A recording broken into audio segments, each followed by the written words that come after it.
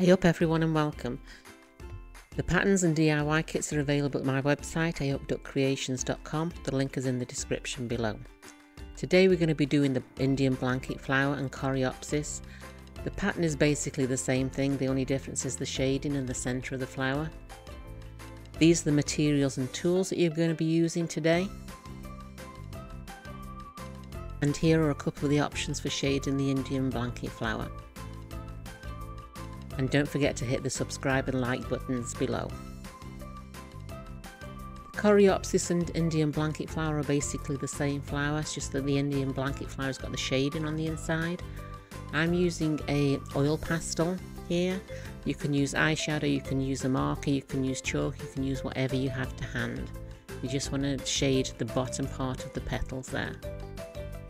And then I'm going to use hairspray to set that in place.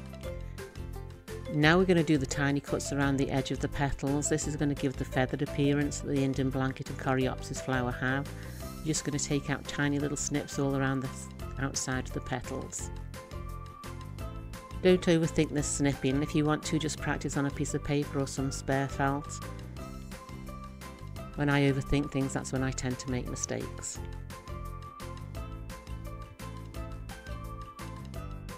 And this is what it should look like when you've done all that snipping.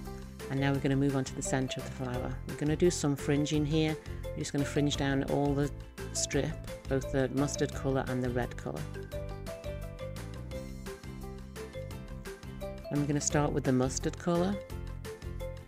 This is going to be the centre of the flower. And we're just going to wind that around the stem.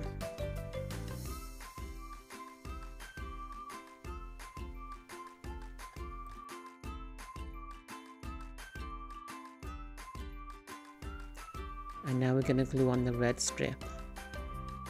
Just add it to where the mustard strip finished and just carry on winding round.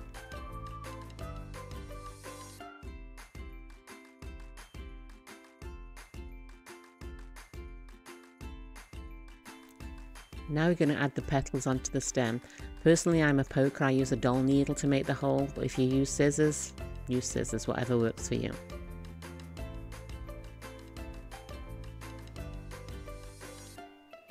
Once the petals are in place, we're going to put a dab of glue at the base of the petals and then pinch and place them up against the centre of the flower.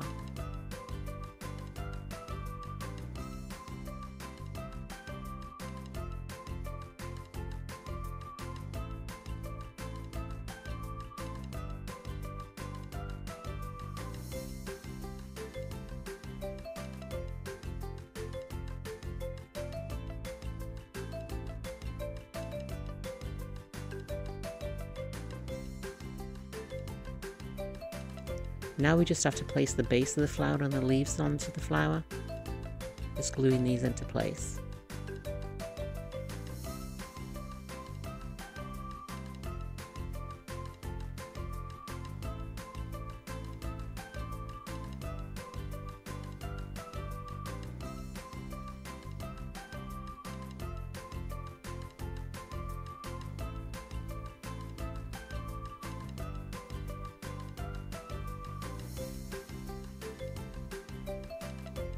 And there we have one Indian blanket flower.